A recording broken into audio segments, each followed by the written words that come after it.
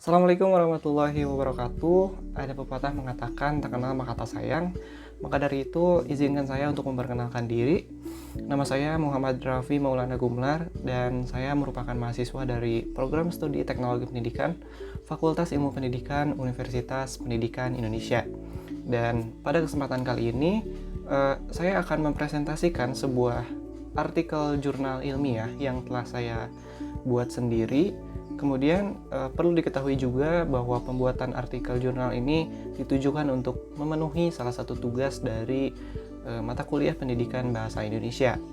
Dan perlu diketahui juga dalam pengembangan artikel ini, saya mengacu kepada salah satu template jurnal yang ada di program studi yang saya tempati, yakni Teknologi Pendidikan. Dan artikel atau jurnal yang dijadikan patokan yakni EduTech atau Jurnal Teknologi Pendidikan.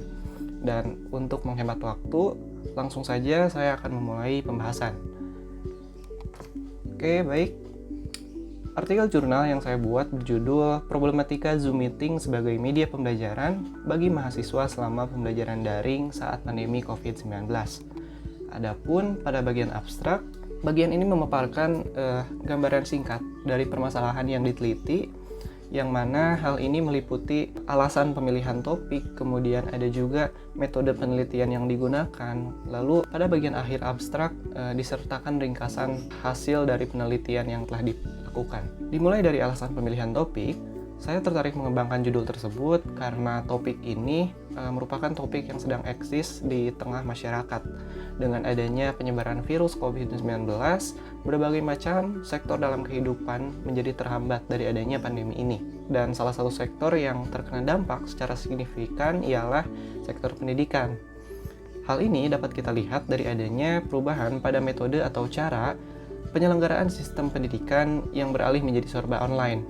Dan salah satu topik yang cukup menarik untuk dibahas ialah penggunaan Zoom Meeting. Zoom Meeting sendiri merupakan aplikasi penyedia komunikasi secara jarak jauh yang marak digunakan untuk kepentingan penyelenggaraan pembelajaran secara daring. Maka dari itu, saya tertarik untuk mengembangkan atau menganalisis topik tersebut.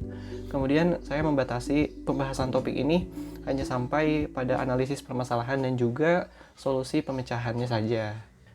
Baik, yang selanjutnya metode penelitian.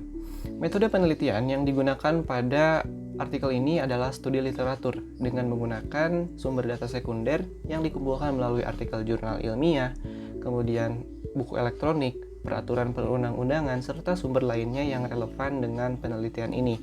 Yang selanjutnya, ringkasan hasil penelitian. Pada bagian hasil penelitian yang diperoleh, menggambarkan terdapat beberapa problematika yang dialami para pengguna Zoom Meeting selama pembelajaran daring berlangsung. Di antaranya, adanya ketidakstabilan pada jaringan, kemudian memerlukan kuota internet yang cukup banyak, membutuhkan kemampuan perangkat yang memadai, serta tingkat interaktivitas yang rendah. Beberapa problematika tersebut mempunyai solusi pemecahan yang berbeda-beda. Selanjutnya, pada bagian abstrak ini, saya mencantumkan kata kunci sebanyak 5 kata, dan diantaranya terdapat kata asinkronus, media pembelajaran, sinkronus, video konferensi, dan juga Zoom Meeting. Baik, yang selanjutnya pada bagian pendahuluan. Pada bagian pendahuluan, saya memaparkan dimulai dari latar belakang mengapa metode pendidikan harus dilaksanakan atau diberlakukan secara online. Dan tidak lain lagi, hal tersebut terjadi karena adanya suatu virus atau pandemi yang bernama COVID-19. Selanjutnya, dipaparkan mengenai informasi umum tentang virus COVID-19, dimulai dari asal virus tersebut bisa muncul, kemudian gejala yang ditimbulkannya, kemudian jumlah orang yang terpapar, serta informasi umum lainnya yang berkaitan dengan pandemi ini atau COVID-19 ini. Selanjutnya, pada bagian ini juga dipaparkan mengenai definisi-definisi ataupun istilah-istilah asing, diantaranya seperti pembelajaran jarak jauh, kemudian metode sinkronus, kemudian metode asinkronus, dan beberapa pengertian yang lainnya. Kemudian pada bagian akhir pendahuluan juga dipaparkan mengenai platform atau aplikasi yang marak digunakan dalam menunjang proses pembelajaran daring. Dan salah satu platform tersebut adalah Zoom Meeting. Dan Zoom Meeting ini merupakan fokus pembahasan dalam artikel yang dikembangkan. Baik, yang selanjutnya bagian metode penelitian. Dan sesuai dengan yang telah saya paparkan di awal pada bagian abstrak, penelitian ini berjenis studi literatur atau penelitian kepustakaan. Dan studi literatur sendiri, jika kita mengacu kepada pendapat Arie Kunto di tahun 2013, merupakan sebuah metode dengan cara membaca sumber-sumber kepustakaan dengan tujuan untuk memperoleh suatu data yang diperlukan. Kemudian data-data yang digunakan dalam penelitian ini merupakan data sekunder, yang mana menurut Nasir pada tahun 2014, data sekunder merupakan data yang dikumpulkan melalui buku teks, jurnal ilmiah, periodikal, serta sumber data lainnya yang relevan dengan penelitian. Baik, yang selanjutnya yakni bagian hasil dan pembahasan. Pada bagian ini saya membagi menjadi dua substansi bagian utama, dan adapun bagian tersebut dimulai dari pembahasan problematika penggunaan Zoom Meeting bagi mahasiswa, dan bagian yang kedua ialah solusi pemecahan problematika penggunaan Zoom Meeting bagi mahasiswa. Dan pada substansi pertama, ini dipaparkan mengenai 3 problematika yang marak dikeluhkan oleh para penggunanya, khususnya para mahasiswa maupun dosen sebagai pendidik. Dan adapun problematika tersebut dimulai dari adanya jaringan yang tidak stabil. Hal ini dapat kita lihat dari hasil penelitian-penelitian yang telah dilakukan, menggambarkan bahwa kecepatan internet di Indonesia ini memang berada di bawah rata-rata dibandingkan dengan negara-negara luar yang mana memiliki kecepatan internet yang cukup mumpuni. Dan hal ini dapat kita rasakan pada saat keadaan ini mulai terjadi di Indonesia, yakni semua aktivitas atau semua kegiatan menjadi beralih serba online, dan tentunya ini menjadi sebuah hambatan. Permasalahan yang kedua yakni kuota internet yang cukup banyak, dan hal ini berkaitan dengan adanya subsidi kuota dari pemerintah. Namun, para mahasiswa mengeluhkan bahwa subsidi internet yang diberikan oleh pemerintah masih dirasa kurang efektif untuk menunjang proses pembelajaran daring. Hal ini mengingat kuota subsidi yang diberikan oleh pemerintah ini hanya mendukung beberapa aplikasi tertentu. Jadi tidak semua aplikasi dapat digunakan menggunakan kuota internet yang diberikan oleh pemerintah. Kemudian permasalahan yang ketiga yakni memerlukan spesifikasi atau kemampuan perangkat yang mumpuni. Hal ini berkaitan dengan kenyamanan ataupun kelancaran pengguna pada saat menggunakan Zoom Meeting saat proses pembelajaran daring. Kemudian hal ini juga berkaitan dengan kemampuan atau spesifikasi perangkat yang memang harus mendukung untuk menjalankan aplikasi Zoom Meeting ini. Kemudian permasalahan yang selanjutnya yakni masih ada pendidik yang belum dapat beradaptasi. Dan hal ini dapat dilihat dari adanya kecenderungan pada pendidik yang menganggap waktu pelaksanaan perkuliahan secara daring ini seolah-olah harus sesuai ataupun harus sama dengan waktu perkuliahan konvensional layaknya dengan keadaan normal. Dan hal tersebut tentunya dirasa tidak efektif karena dapat membuat para peserta didik ataupun mahasiswa bisa jenuh ataupun bosan. Kemudian dilanjutkan pada substansi yang kedua, yakni mengenai solusi pemecahan problematika penggunaan Zoom Meeting bagi mahasiswa. Bagi permasalahan yang pertama, yakni adanya ketidakstabilan pada jaringan, solusi yang dapat diterapkan yakni meminta izin terlebih dahulu kepada pendidik ataupun dosen untuk menonaktifkan fitur kamera pada mahasiswa ataupun peserta didik yang bersangkutan.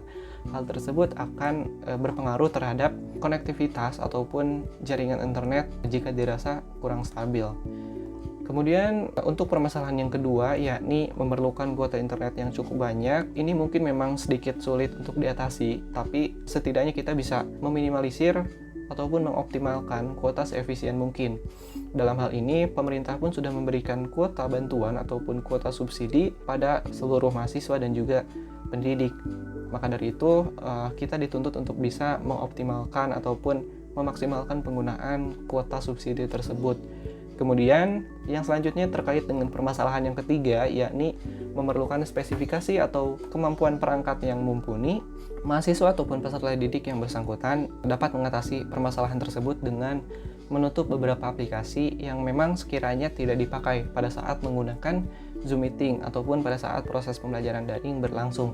Dan hal tersebut akan mempengaruhi kinerja perangkat yang bisa meningkat, walaupun tidak akan maksimal. Kemudian yang selanjutnya terkait dengan adanya pendidik yang masih belum bisa beradaptasi. Hal ini berkaitan dengan metode ataupun cara pelaksanaannya yang mana proses pembelajaran daring ini bersifat lebih fleksibel terhadap waktu, dan pada saat proses pembelajarannya pun tidak dapat disamaratakan layaknya pembelajaran seperti biasa, karena pada dasarnya siswa ataupun peserta didik ataupun mahasiswa ini sedang berada di kediamannya masing-masing, sedang berada di rumahnya masing-masing. Maka dari itu pembelajaran pun dapat dilaksanakan secara fleksibel, dalam artian proses pembelajaran ini bisa dilaksanakan menggunakan dua metode, yakni adanya metode sinkronus dan juga metode asinkronus.